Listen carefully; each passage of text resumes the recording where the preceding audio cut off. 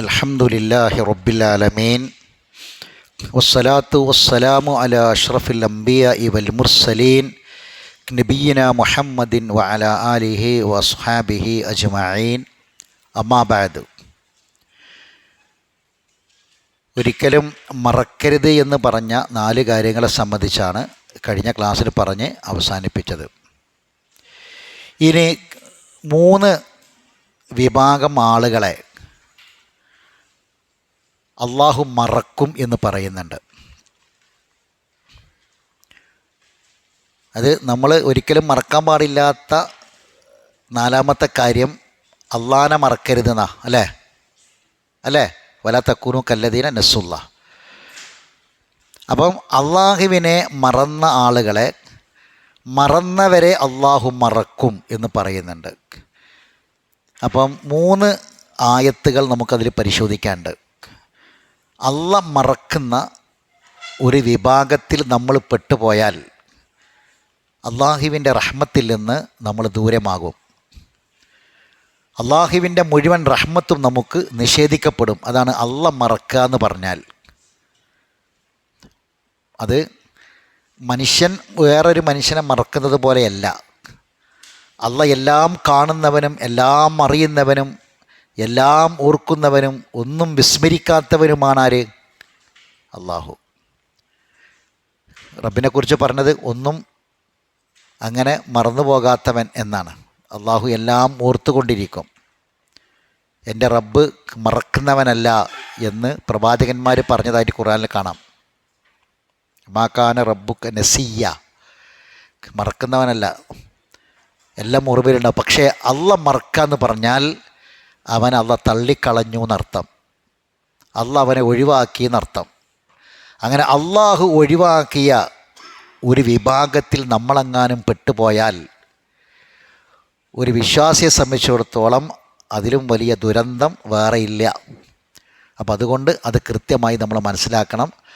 ആദ്യം നമ്മൾ സൂറത്ത് അറാഫിലെ 7-ാം അധ്യായത്തിലെ 51-ാമത്തെ ആയത്ത് മറിക്കുക. 7-51.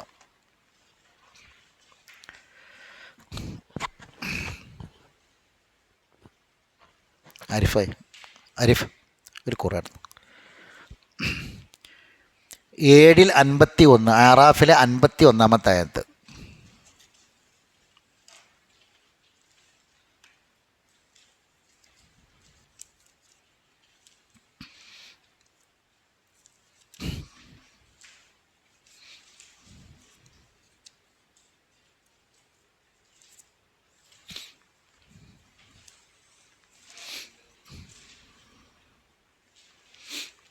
കണ്ടില്ല?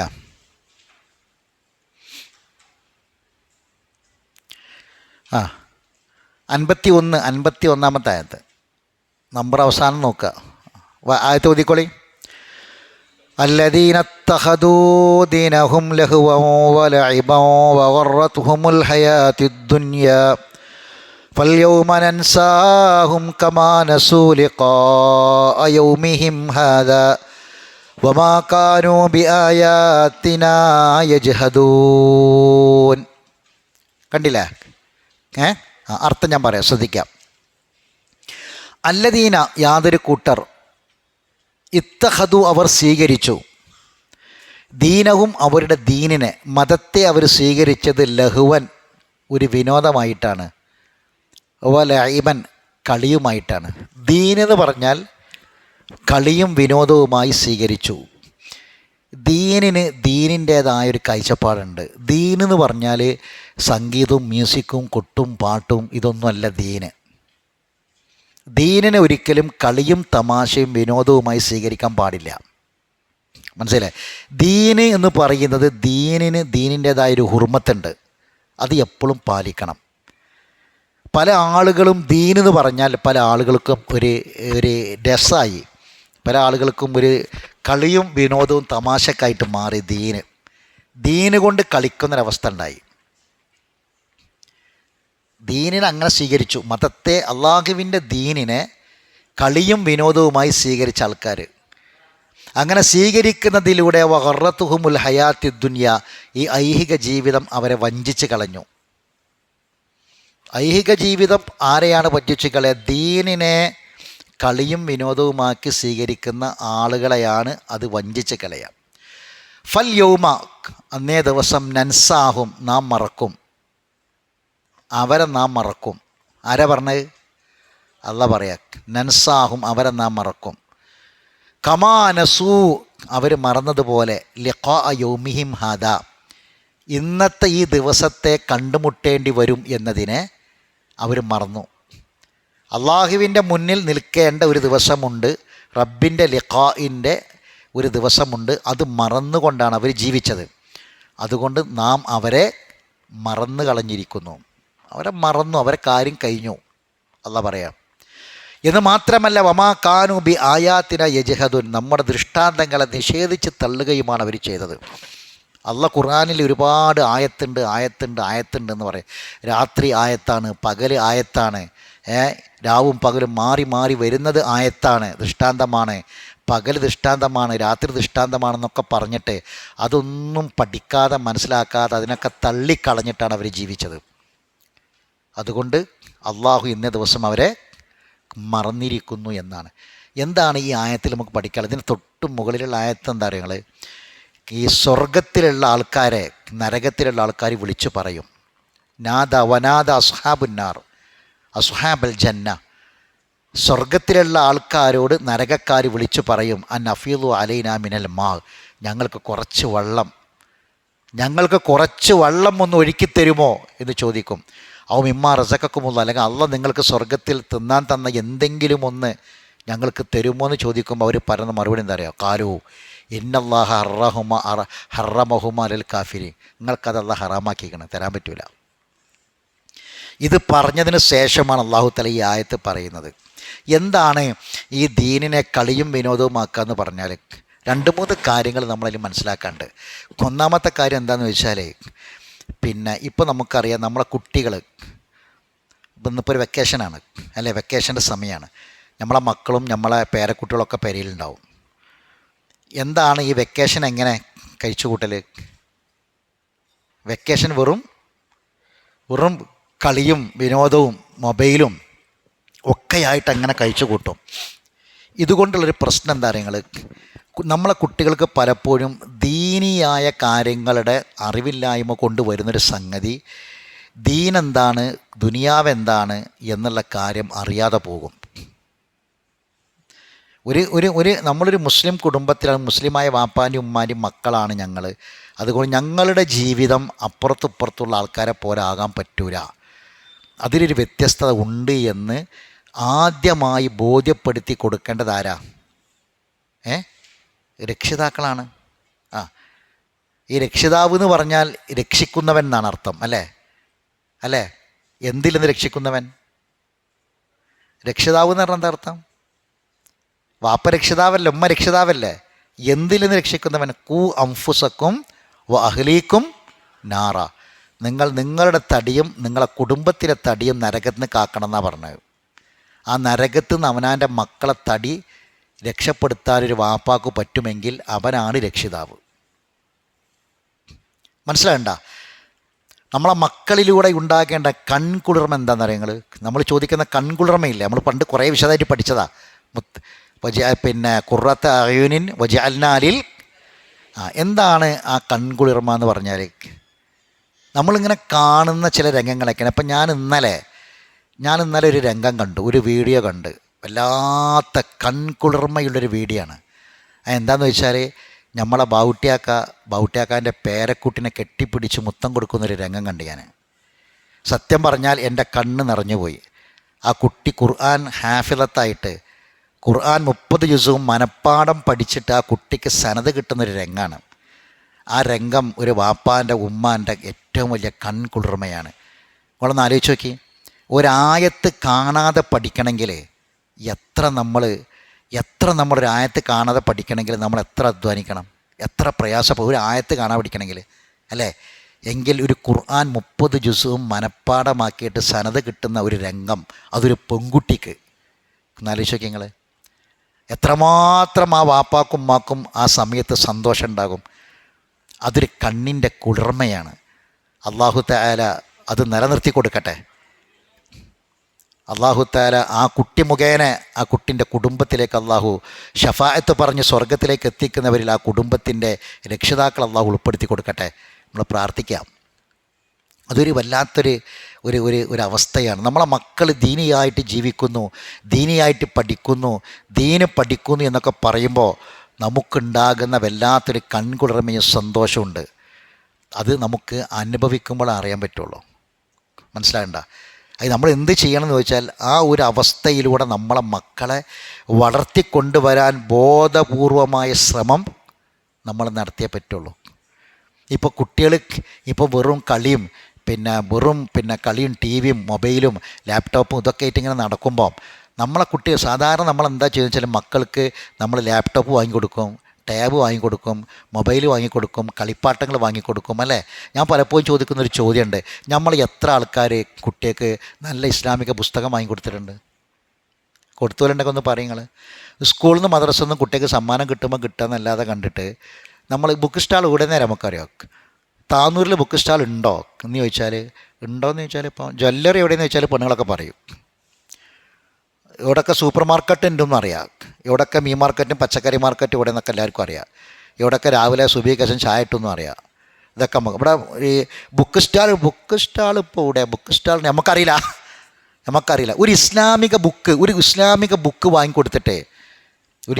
ബുക്ക് വാങ്ങിക്കൊടുത്തിട്ട് കുറച്ച് പ്രവാചകന്മാരുടെ ചരിത്രം, പ്രവാചക വനിതകളുടെ ചരിത്രം, പിന്നെ ഖുലഫാ റാഷിദിൻ്റെ ചരിത്രം, സഹാബികളുടെ ചരിത്രം, ഇതൊക്കെ പറയുന്ന ഒരു ചെറിയ ബുക്ക് ഒരു 100 രൂപേൻ്റെ താഴെ മതിയാവും. ഒരു പുസ്തകം വാങ്ങിക്കൊടുത്തിട്ട് മക്കൾക്ക് ഈ വെക്കേഷൻ സമയത്ത് മക്കളെ ഇതൊന്ന് വായിക്കുക എല്ലാവരും.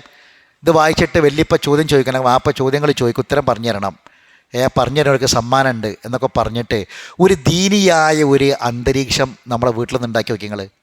നമ്മളെ കുട്ടികൾ ആ വഴിക്ക് വരും.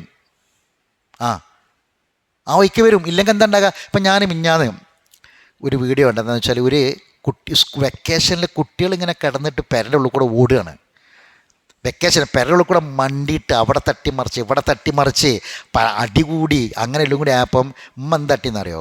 ഉമ്മ ഒരു പാത്രത്തിൽ കുറേ ഗോതമ്പും കുറേ അരിയും കുറേ കടുകും ഇതെല്ലാം കൂടി ഒരു വലിയൊരു തട്ടിൽ ഒന്നായിട്ട് കൂട്ടി കുഴച്ചിട്ട് പാത്രം കൂടെ മക്കൾ ഇത് ഓരോരുത്തരും ഓരോന്ന് വേറെ വേറെ ആക്കിയായിരുന്നു. എല്ലാവരും വേറെ വേറെ ആക്കിയെന്നാണ്. അങ്ങനെ അവിടെ അപ്പോൾ എല്ലാവരും അവിടെ ഇരുന്ന് ഓരോരുത്തർക്ക് ഓരോ പാത്രം, ഒരാൾ അരി ഒരാൾ ഗോതമ്പൊക്കെ ഇപ്പോൾ തട്ടുന്ന ഇങ്ങനെ പെറുക്കിയിടുക. ഒരു അരമണിക്കൂർ കഴിഞ്ഞ് വന്നപ്പോൾ എന്താ കാഴ്ച അറിയാം? എല്ലാം അവിടെ കിടന്നുറങ്ങിക്കണ്. എല്ലാ പാത്രത്തിൻ്റെ ചൂടിൽ അവിടെ കിടന്നുറങ്ങിക്കണ്. അപ്പം ഒരു പണി കൊടുത്തപ്പോൾ എന്തായി? അവിടെ കിടന്നുകൊണ്ട് ഉറങ്ങി കുട്ടികൾ. ഒരു ഉമ്മ ചെയ്തൊരു വെള്ളമാണ് ഇതിങ്ങനെ. നമ്മളെ കുട്ടികളെന്താ പറയുക, എങ്ങനെ നമ്മൾ എവിടേക്കാണോ തിരിച്ചു വിടുന്നത് അവിടേക്ക് നമ്മളെ കുട്ടികൾ വരും. നമ്മൾ അങ്ങനെ ഒരു ദീനിയായ ഒരു അന്തരീക്ഷം നമ്മളെ വീട്ടിൽ നിന്ന് ഉണ്ടാക്കി നോക്കി. ഒരു പുസ്തകം നമ്മളെ മക്കൾക്ക് വായിക്കാൻ വേണ്ടി വാങ്ങിക്കൊടുക്കുക. ആ പുസ്തകം വാങ്ങിയേക്കാം. നമ്മൾ ലൈബ്രറിയിൽ പിന്നെ നമ്മളെ വീട്ടിലൊരു ലൈബ്രറി ആവശ്യമാണ്. നമ്മളെ വീട്ടിലേക്ക് കയറിയുമ്പോൾ തന്നെ ഒരു ലൈബ്രറി അവിടെ ഉണ്ടാവട്ടെ, നല്ലൊരു ലൈബ്രറി. ആ ലൈബ്രറിയിൽ കുറേ പുസ്തകങ്ങൾ ഇങ്ങനെ ഈ ചെറിയ ചെറിയ പുസ്തകങ്ങളൊക്കെ വായിച്ച പുസ്തകങ്ങളൊക്കെ ഉണ്ടാവും. ഇങ്ങനെ ഒരു അന്തരീക്ഷത്തിലേക്ക് നമ്മളെ കുട്ടികളെ വിട്ട് ദീനിയായി ചെറുപ്പത്തിലേ നമ്മളെ മക്കളെ വളർത്തുക. ഇപ്പം ഞാനിപ്പോൾ ഈ വെക്കേഷൻ്റെ സമയമായതുകൊണ്ട് ആ കാര്യം കൂടി ചേർത്ത് പറഞ്ഞത് മാത്രം. ഒരിക്കലും അള്ളാനെ മറന്നിട്ടുള്ള ഒരു ജീവിതത്തിലേക്ക് നമ്മളെ മക്കൾ പോകുന്നൊരവസ്ഥ ഉണ്ടാവരുത്. അതെന്താ? അങ്ങനത്തെ ഒരു അവസ്ഥയിലേക്ക് എത്തിയാൽ നമുക്ക് സുരക്ഷിതത്വം. നമ്മൾ എപ്പോഴാണ് പേടിക്കുക? ഇപ്പം നമുക്കൊരു മോളുണ്ട് വിചാരിക്കുക, ഡിഗ്രിക്ക് പഠിക്കണ മോളാണ്, ഓൾ ചെന്നൈയിലാണ് പഠിക്കണത്, അല്ലെങ്കിൽ മംഗലാപുരത്താണ് പഠിക്കണത്. അല്ലെങ്കിൽ ജോലി ചെയ്യുന്നൊരു മോളുണ്ട്, 21 വയസ്സുണ്ട്, ഒക്കെ ഒരു കമ്പനിയിൽ ജോലി കിട്ടി, ബാംഗ്ലൂരാണ് ജോലി ചെയ്യണത്. ഇവർ പോയി വരികയാണ്, ബസ്സിൽ പോയി വരുന്നു, ട്രെയിനിൽ പോയി വരുന്നു. നമുക്ക് ഒരിക്കലും എത്ര നമ്മൾ പറഞ്ഞാലും നമ്മളെ ഉള്ളിൻ്റെ ഉള്ളിലൊരു പേടി ഉണ്ടാവും, ഒരു സമാധാനം നമുക്കുണ്ടാവില്ല. ഈ കുട്ടികൾ പോകുന്നിടത്ത അവസ്ഥ എന്താണ്? അവരെങ്ങനെ പോകുമ്പോൾ അവരെ കമ്പനിക്കാരൊക്കെ നമ്മളൊക്കെ പോകുമ്പോൾ കാണുന്നത് എന്താണെന്ന് വെച്ചാൽ ഞാനൊക്കെ ചെന്നൈയിലേക്കൊക്കെ പോകുമ്പോൾ കാണുന്ന കാഴ്ച എന്ന് പറഞ്ഞാൽ നല്ല ഇസ്ലാമികമായ വസ്ത്രമൊക്കെ ധരിച്ച് വാപ്പാർ കൊണ്ടുവന്ന് പിന്നെ റെയിൽവേ സ്റ്റേഷനിൽ നിന്ന് ട്രെയിനിൽ കയറ്റുന്ന പെൺകുട്ടികൾ കുറച്ചാണ്ട് പോയാൽ പിന്നെ പരപ്പനങ്ങാടിൽ നിന്ന് കയറ്റിയാൽ തിരൂരിൽ നിന്നും കുറ്റിപ്പുറത്തും പട്ടാമ്പിന്നും ഷൊർണൂരിനും പാലക്കാട് നിന്നൊക്കെ പിന്നെ ഇവരെ കമ്പനി കയറാണ്ട്, ഇവരെ കൂടെ പഠിക്കുന്ന ചെക്കന്മാരൊക്കെ കയറാണ്ട്, ഇവരെ കണ്ട് കയറിയാൽ പിന്നെ മഫ്തിയില്ല, തട്ടൂല്ല, ഒന്നുമില്ല, പിന്നെ അവിടെ ഒരു കളിയാണ്. അത് നല്ല കുടുംബത്തിൽ നിന്ന് വരുന്ന ഇങ്ങനെയൊക്കെ നമ്മളെ കയ്യിൽ നിന്നാണ് പോയാൽ പിന്നെ ആ കുട്ടികളെ സംബന്ധിച്ച് പേടിയാണ്. ഇപ്പോൾ ബാംഗ്ലൂരിലേക്കൊക്കെ പഠിക്കാൻ പോകുന്ന കുട്ടികളും ബാംഗ്ലൂരിലൊക്കെ ജോലി ചെയ്യുന്ന പെൺകുട്ടികളുടെയൊക്കെ കാര്യങ്ങൾ വളരെ ഡേഞ്ചർ വിഷയങ്ങളാണ്. നമ്മൾ വിചാരിക്കുന്നതിനേക്കാൾ അപ്പുറമാണ്. ഒരിക്കൽ നിർഭയത്തിലിരിക്കണം. അതേ സമയത്ത് നമ്മൾ ചെറിയ പ്രായത്തിലേ ആ രൂപത്തിൽ വളർത്തിക്കൊന്ന് വന്ന കുട്ടികൾ എന്തുണ്ടാവും അറിയങ്ങൾ, അവർ വാപ്പാൻ്റെ മുന്നിലല്ലെങ്കിലും ഉമ്മാൻ്റെ മുന്നിലല്ലെങ്കിലും നാട്ടിൽ നിന്ന് വാപ്പാൻ്റെയും ഉമ്മാൻ്റെയും മുന്നിൽ കണ്ണുവട്ടത്തു നിന്ന് പോയാലും അവർ അള്ളാഹിനെക്കുറിച്ചുള്ള ഓർമ്മ അവർക്കുണ്ടാവും. അവർ പടച്ചോനെ മറക്കൂല. അവർ ആ രൂപത്തിൽ ജീവിക്കും. അങ്ങനെ എത്രയോ കുട്ടികളെ നമ്മൾ കാണുന്നുണ്ട്. അത് ഉയർന്ന വിദ്യാഭ്യാസ മേഖലയിൽ ജോലി ചെയ്യുന്നവരും പഠിക്കുന്നവരുമായ എത്രയോ പെൺകുട്ടികളെ അത് അതിൻ്റേതായ കുടുംബത്തിൽ നടക്കുകയും ആ മര്യാദ കൈവിടാതെ സൂക്ഷിക്കുകയും വർത്തമാനത്തിലും പെരുമാറ്റത്തിലുമൊക്കെ ആ കൃത്യമായ കണിശത പാലിക്കുന്ന കുട്ടികൾ നമുക്ക് കാണാം. എന്തുകൊണ്ടാണ് ചെറുപ്പത്തിൽ? കാരണം ലുക്മാൻ അലൈഹി സ്വലാത്തു വസ്സലാമിൻ്റെ കുട്ടികളെ വളർത്തുന്നത് എന്തിനാണ് അള്ളാഹ് പഠിപ്പിച്ചത്? ലുക്മാൻ ഒരു നബിയൊന്നുമല്ലല്ലോ. ആണോ? ഒരു നബിയാണോ? റസൂലാണോ? അല്ല. എന്നിട്ടും അദ്ദേഹത്തിൻ്റെ പേരിൽ ഖുർആനിൽ ഒരു സൂറത്ത് ലുക്മാൻ 31-ാം അധ്യായം. എന്തിനാണ് ലുക്മാനെ സംബന്ധിച്ച് അള്ളാഹ്? കാരണം ആ വാപ്പ മക്കളെ വളർത്തിയതിലുള്ള മാതൃകയാണ്. ആ വാപ്പ സ്വന്തം മകനെ വളർത്തിയതിൻ്റെ മാതൃകയാണ് ആ ആയത്ത് നമുക്ക് പഠിപ്പിച്ചിട്ടുണ്ട്. അള്ളാഹു തആല പഠിപ്പിച്ചിട്ടുണ്ട്. നിങ്ങളൊന്ന് ആലോചിച്ച് നോക്കി. ആ വാപ്പ ഉപദേശിക്കുകയാണ് മക്കളെ, ഇന്നഹ ഇൻ തക്കു മിസ്കാല ഹബ്ബത്തി മിൻ ഖർദലിൻ. ഒരു കാര്യം, ഒരു തെറ്റ്, ഒരു കടുകു മണി തൂക്കമാണ്, ചെറിയ കാര്യമാണെങ്കിലും അത് ആകാശത്തിലോ ഭൂമിയിലോ എവിടെ ഏത് ഇരുട്ടറക്കുള്ളിലാണെങ്കിലും യഅ്തി ബിഹല്ലാ, മക്കളെ അള്ളാഹു നാളത് കൊണ്ടുവരും. മക്കളെ നിങ്ങളൊന്ന് ആലോചിച്ച് നോക്കി. ഇത് ഹൃദയത്തിലേക്ക് കണ്ട് കൊടുത്തു കഴിഞ്ഞാൽ, ചെറിയ പ്രായത്തിലേക്ക് കൊടുത്തു കഴിഞ്ഞാൽ നമ്മളെ മക്കൾ എവിടെ പോയാലും പേടിക്കണ്ട. അവർക്കറിയാം. ഇതാണ് അള്ളാഹു സുബ്ഹാനഹു വ തആല ഈ ആയത്തിൽ പറയണത്. ഇല്ലെങ്കിൽ എന്താ ഉണ്ടാവുകയെന്നറിയോ? അള്ളാഹിനെ മറന്ന് നമ്മളും നമ്മളെ മക്കളും കുടുംബമൊക്കെ ജീവിച്ചാൽ അള്ളാഹ് നമ്മളെയും മറക്കും. ഈ ഐഹിക ജീവിതത്തിൽ വഗറത്തുഹുമുൽ ഹയാത്തി ദുനിയ എന്ന് പറഞ്ഞെന്താ? ഈ ഐഹിക ജീവിതം അവനെ വഞ്ചിച്ച് കളഞ്ഞു എന്ന് പറഞ്ഞാൽ എപ്പോഴതൊക്കെ അറിയാമെന്നറിയാം നിങ്ങൾ? ഈ പൊന്നെ വാപ്പാനെ ഈ പറ്റിച്ചില്ല മോളെ, ഉമ്മാനെ ഈ പറ്റിച്ചില്ല മോളെ എന്ന് വാപ്പിമ്മയും ചോദിക്കൊണ്ടൊരു ഗംഗല്ലേ. എന്താണ് ആ മക്കൾ പല കേസുകളിലും പിടിക്കപ്പെട്ടിട്ടും പല അനാവശ്യങ്ങളിൽ പെട്ടിട്ടും പല കേസുകൾ പിടിക്കപ്പെട്ടിട്ടും അവസാനം എൻ്റെ മോൾ അങ്ങനെ ചെയ്യൂല, എൻ്റെ മോൻ അങ്ങനെ ചെയ്യൂല എന്ന് പറഞ്ഞാൽ വാപ്പാനും ഉമ്മാനും നിങ്ങൾ കണ്ടില്ലേ? എന്തുകൊണ്ടാണത്? എവിടെ ഉണ്ടായത്? വറത്തുഹുമുൽ ദൈഹിക ജീവിതത്തിൽ വഞ്ചിക്കപ്പെടുകയാണ്.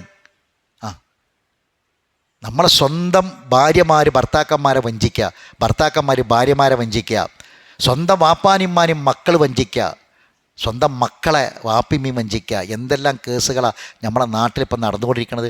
ഒന്നും പറഞ്ഞു തുടങ്ങിയാൽ 100 എണ്ണം പറയാം നമ്മുടെ നാട്ടിൽ എന്തെല്ലാം സംഭവങ്ങളാണ് നടന്നുകൊണ്ടിരിക്കുന്നത്. ഇപ്പം ഇന്നലെ ഒരു ചങ്ങാതിനെ ഇന്നലെ പോലീസ് പിടിച്ചു. 10-13 കൊല്ലത്തിന് ശേഷം പിടിച്ചു. അരീക്കോട്, നമ്മളെ തൊട്ടടുത്ത പ്രദേശത്ത്. ഇവന് റമളാൻ മാസം അവസാനത്തെ 10 ഭാര്യക്കും 2 ചെറിയ പിഞ്ചു മക്കൾ, 7 വയസ്സും 13 വയസ്സൊക്കെ ചെറിയ 2 മക്കൾ. ആ മക്കളെയും ഭാര്യനെയും കൊണ്ടുപോയിട്ട് ടെക്സ്റ്റൈൽസ് പോയിട്ട് നല്ല ഡ്രസ്സൊക്കെ വാങ്ങി ടെക്സ്റ്റൈൽസും ഡ്രസ്സൊക്കെ വാങ്ങി ഇവരെ വണ്ടിമ കയറ്റിയിട്ട് ഇവൻ്റെ ഉള്ളിൽ വേറെ ഉദ്ദേശമാണ്. ഇവന് രാത്രി സമയത്ത് സ്കൂട്ടർമേൽ അങ്ങനെ കയറി മക്കളെ 2ആളെയും ഭാര്യനും സ്കൂട്ടർമേൽ വെച്ചിട്ട് നേരെ അരീക്കോട് പുഴയിലേക്ക് കണ്ട് ആ വെള്ളക്കെട്ടിലേക്ക് ഇടിച്ചാണ്ട് കയറി സ്കൂട്ടർ. എന്തിനാണ്? ഇവനെ നീന്താറ്, ഇവനെങ്ങനെയെങ്കിലും രക്ഷപ്പെട്ട് വരും. ഈ പെണ്ണും 2 കുട്ടികളും ആ വെള്ളത്തിൽ മുങ്ങി മരിച്ചിട്ട് അവൻ അവിടുന്ന് അഭിനയിക്കുകയാണ്. എങ്ങനെ?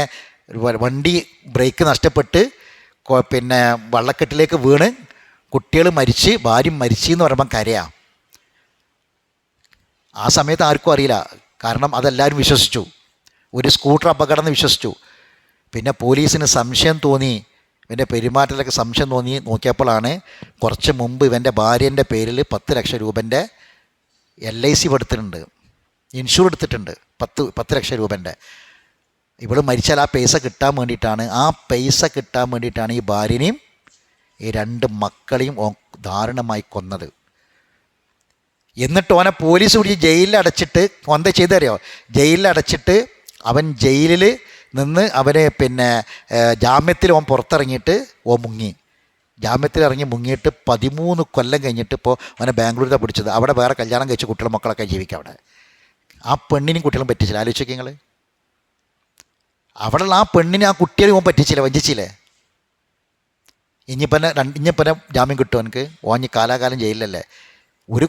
ഇത് ഒരാളല്ലല്ലോ, 3 ആളെ കൊന്നുകണത്. ഒന്നുകിൽ ഓനെ കൊല്ലും, അല്ലെങ്കിൽ ജീവപര്യന്തം. ഇനി ഓൻ വെളിച്ചം കാണും, പുറം ലോകം കാണുമോ? പുറം ലോകം കാണൂല. എങ്കിൽ രണ്ടാമത്തെ കല്യാണം വെച്ചാൽ ആ പെൺകുട്ടിനെയും ആ പെണ്ണിനെയും ഈ കുട്ടികളെയും ഓൻ വഞ്ചിച്ചില്ലേ? ആദ്യത്തെ ഭാര്യനെയും 2 മക്കളെയും ഈ പൈസക്ക് വേണ്ടി ദാരുണമായി കൊന്നു. അവനാൻ്റെ മക്കൾ നിങ്ങൾ ആലോചിച്ച് നോക്കി, കോടികൾ തരാമെന്ന് പറഞ്ഞാൽ അവനാൻ്റെ മക്കൾ നമ്മൾ കൊടുക്കുമോ? കോടികൾ തരാമെന്ന് പറഞ്ഞാൽ ആ 10 ലക്ഷം രൂപയ്ക്ക് വേണ്ടി അവനാൻ്റെ 2 പിഞ്ചു മക്കളെ അങ്ങനെ ദാരുണമായിട്ട് ആ വാപ്പാൻ്റെ മുന്നിൽ വെച്ചിട്ടില്ല ഈ കുട്ടികൾ. ആ രാത്രി പാതിരാ സമയത്ത് നിങ്ങളൊന്ന് ആലോചിച്ച് നോക്കിയേ, വെള്ളത്തിൽ മുങ്ങി മരിക്കണ ഈ വാപ്പ കാണുന്നുണ്ടാവില്ലേ? രക്ഷിക്ക് വാപ്പാ, രക്ഷിക്ക് ഉമ്മ, രക്ഷിക്കെന്ന് പറഞ്ഞാൽ 2 മക്കൾ താന്നു പോകുമ്പോൾ ഈ വാപ്പ രക്ഷപ്പെടുത്താതെ, രക്ഷിച്ചാൽ ഇയാളെ ഉദ്ദേശം നടക്കൂലല്ലോ. വേണമെങ്കിൽ അയാൾക്ക് രക്ഷപ്പെടുത്താൻ ഒന്ന് കൈ പിടിച്ചാൽ രക്ഷപ്പെടുത്താമായിരുന്നു അല്ലേ? രക്ഷിക്കാതെ മുങ്ങി അതിലാണ് മരിക്കണത്. നോക്കിക്കാണാം, സ്വന്തം ഭാര്യ 2 മക്കളും ഒരു വാപ്പാൻ്റെ കണ്ണിൻ്റെ മുന്നിൽ വെള്ളം കുടിച്ച് ശ്വാസം കിട്ടാതെ കൈകാലുകളിട്ട് അടിച്ച് മരിക്കണത് ഈ വാപ്പ നോക്കി നിൽക്കുക. ആ മനുഷ്യൻ്റെ മനസ്സെത്രമാത്രം ക്രൂരത! വഹറത്തുഹുമുൽ ഹയാത്തി ദുനിയ. ഇപ്പോഴൊന്ന് ആലോചിച്ച് നോക്കി, എത്രമാത്രം അല്ല പറയണത്. എന്നിട്ട് ആ ഇൻഷുർ കിട്ടാൻ വേണ്ടി ആ സ്വന്തം ഭാര്യൻ്റെ മക്കളെയും കൊന്ന ആ ചങ്ങാതി പിന്നെ മുങ്ങിയിട്ട് പിന്നെ പോയിട്ട് വേറെ ഓനക്കറിയില്ല ഓനെ പിടിക്കപ്പെടുന്ന ഉറപ്പല്ലേ? എന്നിട്ട് ഈ ഭാര്യ മക്കൾ ഇനി അവരവസ്ഥ എന്തേക്കാരം? അവരെയും പറ്റിച്ചില്ല. 2 കുടുംബത്തെ അല്ലേ ഒരു മനുഷ്യൻ പറ്റിക്കണേ? ഇങ്ങനെ 1 ആണോ 2 ആണോ? എത്ര കേസുകളാണുള്ളത്? ഇതൊക്കെ എന്തുകൊണ്ടാണ്? വെറും ദുനിയാവും, ദുനിയാവിൻ്റെ ആർഭാടങ്ങളും, ദുനിയാവിൻ്റെ സമ്പത്തും, ദുനിയാവിൻ്റെ മുതലും ഇത് മാത്രം ആഗ്രഹിച്ച് ജീവിക്കുകയാണ് മനുഷ്യൻ. വഗറത്തുഹുമുൽ ഹയാത്തി ദുനിയ. ദുനിയാവ് വഞ്ചിച്ച് കളയണം. ഇങ്ങനെയുള്ള ആൾക്കാരൊന്നും അവനൊന്നും തിരിഞ്ഞു നോക്കൂല. റബ്ബിൻ്റെ റഹ്മത്തിൻ്റെ ഒരു നോട്ടം പോലും കിട്ടൂല. അള്ളാഹു മറന്ന് കളയും. കാരണം എന്താ? ലിഖാ യൗമിയും അതാ. കാരണം ഇവനിത് ചെയ്യാതിരിക്കണമെങ്കിൽ ഞാൻ ആരെ പറ്റിച്ചാലും, ഈ കേസ് പിടിക്കപ്പെട്ടിട്ടില്ലെങ്കിലും തെളിയിക്കപ്പെടാതെ പോയാലും നാളെ ഇതൊരു കൊലപാതകമാണ് എന്നത് റബ്ബിൻ്റെ മുന്നിൽ തെളിയുന്നുറപ്പല്ലേ? ആ റബ്ബിൻ്റെ മുന്നിലുള്ള നൃത്തത്തെ ഇവൻ ഓർത്തിരുന്നെങ്കിൽ ഇതോൻ ചെയ്യൂല. അതാണ് അള്ളാഹ് ഈ പറഞ്ഞത്. എത്ര ഇവിടേക്ക് നമ്മൾ ഈ നാട്ടിലേക്ക് ഇന്നും ഇന്നലെയൊക്കെ ഇറങ്ങിയ ആയത്തായിട്ട് നമുക്ക് തോന്നുന്ന ആയത്താണ് ഇതൊക്കെ. അള്ളാഹു പറയാണ്, ഇങ്ങനെ റബ്ബിൻ്റെ മുന്നിൽ നിൽക്കുന്നതിനെ സംബന്ധിച്ച് മറന്നതുകൊണ്ട് അവനെ നമ്മളും ഫല്യൗമ നൻസാഹും കമാ നസൂ ലിഖാ യൗമിഹിം ഹാദാ. ഇനി അപ്പോൾ ഒരിക്കലും അള്ളാഹു മറക്കുമെന്ന് പറഞ്ഞ വിഭാഗത്തിൽ നമ്മൾ പെടരുത്. അതിൽപ്പെട്ട ഒന്നാണിത്. നമ്മൾ വെറും ദുനിയാവിൻ്റെ കാര്യങ്ങൾക്ക് പിന്നാലെ മാത്രം പോയി ദീന് നമ്മൾ വിട്ടുകളഞ്ഞാൽ, ദീനിൻ്റെ ഷിആറുകൾ നമ്മൾ വിട്ടുകളഞ്ഞാൽ പടച്ചോൻ നമ്മളെ മറക്കും. അങ്ങനത്തെ ഒരു അവസ്ഥ ഉണ്ടാകരുത് എന്നതാണ്. ദീന് നമ്മളെ നിസ്കാരം, നമ്മളെ നോമ്പ്, നമ്മളെ ആരാധനാ കർമ്മങ്ങൾ, മക്കളെ വളർത്തുന്ന കാര്യങ്ങൾ, ഇതിലൊക്കെ നമുക്കൊരു കണിശത വേണം. അതൊരു തമാശയായിട്ട് കാണരുത്. മനസ്സിലായില്ലേ? അതൊന്നും ഒരു വിനോദമായിട്ട് നമ്മൾ കാണുന്ന രൂപത്തിൽ അതിനെ നമ്മൾ ഒരിക്കലും കാണാൻ പാടില്ല. അതിൻ്റേതായ കാര്യഗൗരവത്തിൽ തന്നെ കാണുന്നൊരവസ്ഥ നമ്മളിലേക്ക് വന്നു കഴിഞ്ഞാൽ ആ റബ്ബിൻ്റെ നോട്ടവും റബ്ബിൻ്റെ പരിഗണനയും റബ്ബിൻ്റെ സഹായവും ഒക്കെ നമുക്കുണ്ടാകും. ഇല്ലെങ്കിൽ റബ്ബ് നമ്മളെ മറന്നു കളയും. ഇനി രണ്ടാമത്തെ സൂറത്ത് തൗബയിലെ 67, 9-ൽ 67.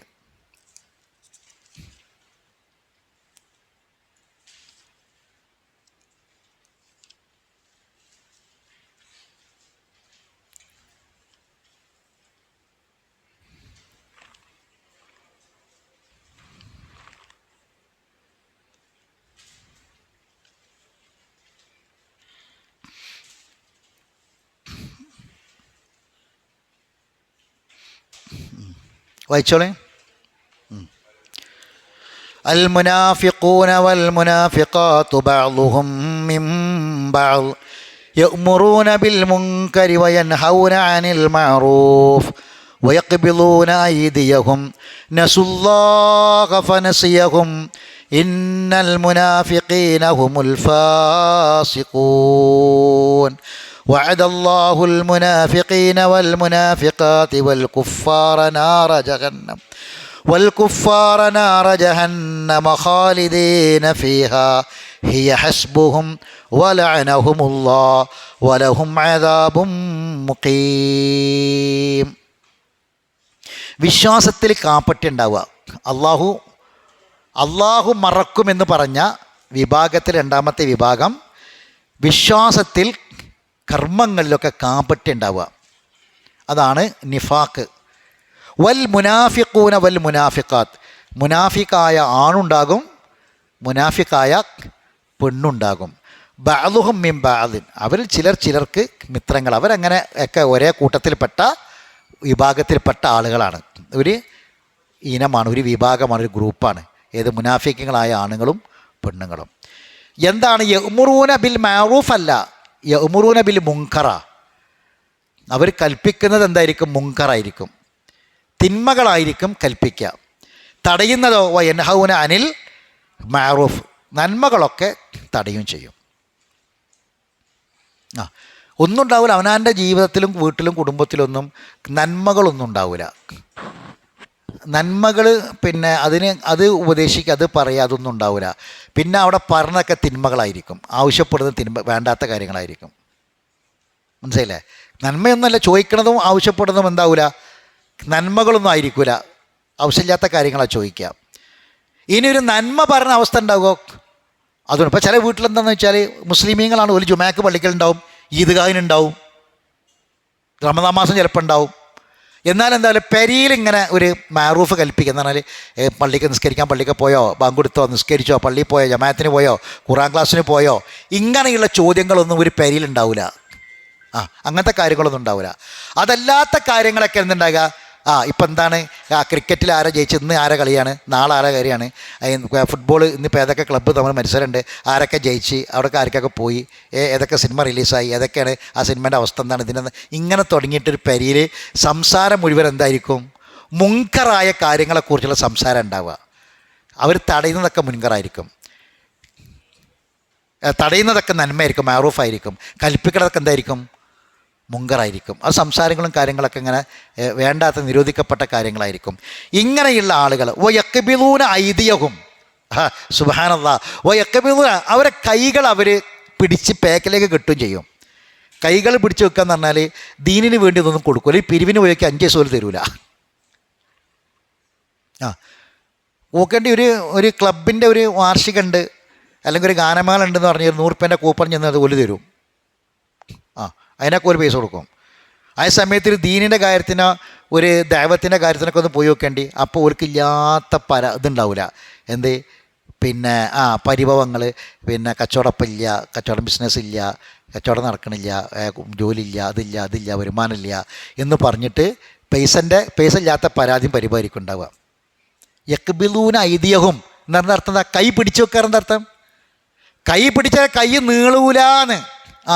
ഒരു മനുഷ്യനൊന്നും കൊടുക്കൂല ചില ആൾക്കാർ.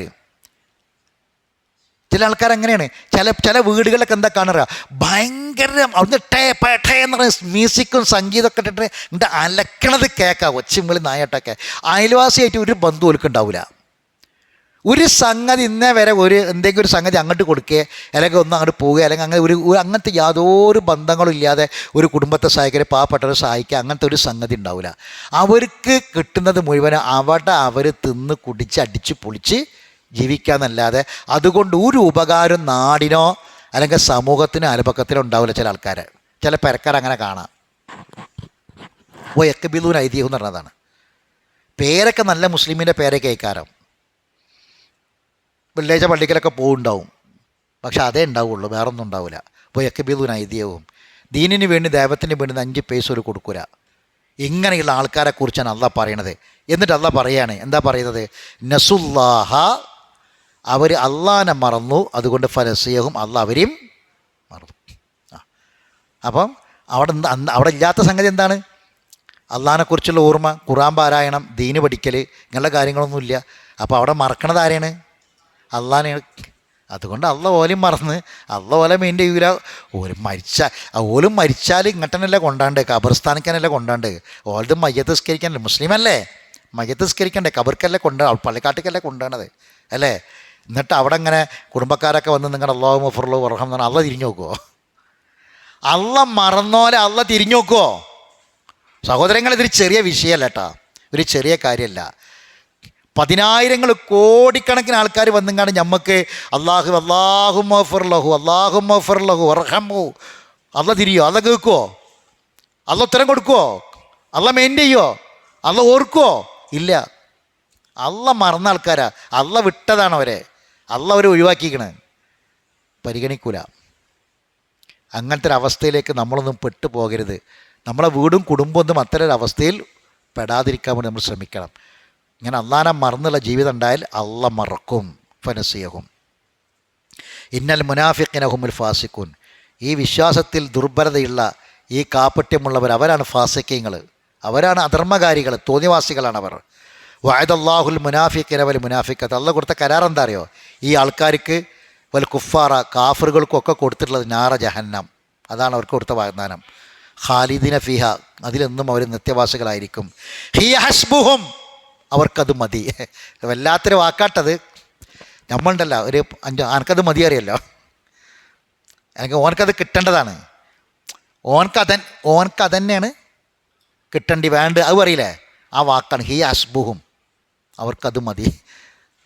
ഈ മുനാഫിക്കായ ആണിനും പെണ്ണിനും, കാരണം മരിക്കണത് വരെ ഒരു ജീവിച്ചത് അങ്ങനെയാണ്.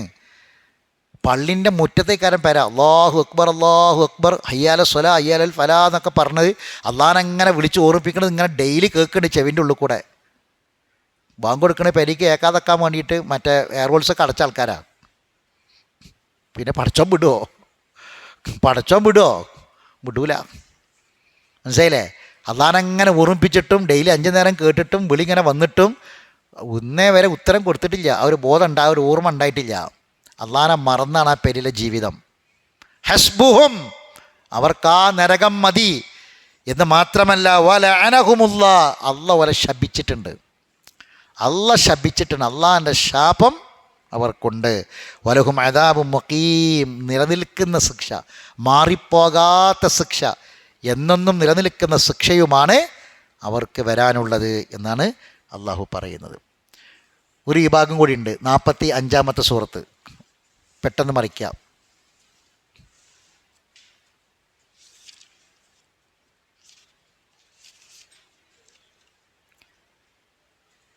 സൂറത്തുൽ ജാസിയ, അതിലെ 34-ാമത്തെ ആയത്ത്.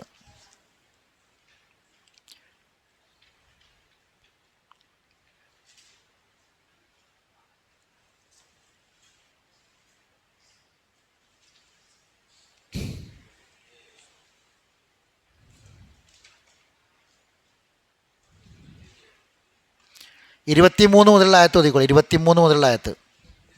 23 മുതലുള്ള ആയത്ത് ഓതിക്കോളി.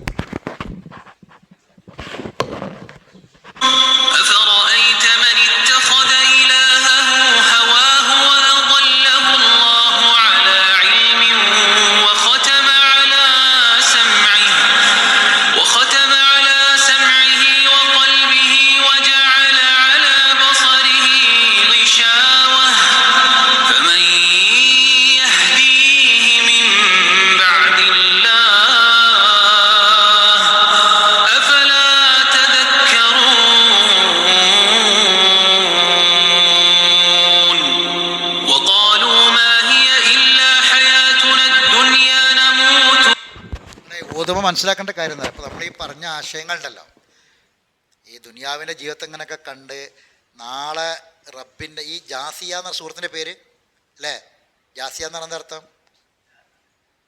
ജാസിയ എന്ന് പറയുന്ന അർത്ഥം മുട്ടുകുത്തുന്നവ. റബ്ബിൻ്റെ മുന്നിൽ മുട്ടുകുത്തി നിന്നിട്ട്, നാളെ റബ്ബിൻ്റെ മുന്നിൽ മുട്ടുകുത്തി നിന്നിട്ട് പൊട്ടിക്കരയുന്ന മനുഷ്യന്മാരെ കുറിച്ച് അള്ളാഹ് പറയാണ്. ആരായിരിക്കും അവർ? ഭയങ്കര ഹൃദയസ്പർക്കായിട്ടുള്ള ആയത്തുകളാണ്. ഊതുമ്പം ഈ ആയത്തിൻ്റെ കൂടെ അത് എല്ലാവരും മനസ്സറിഞ്ഞു ഊതാം.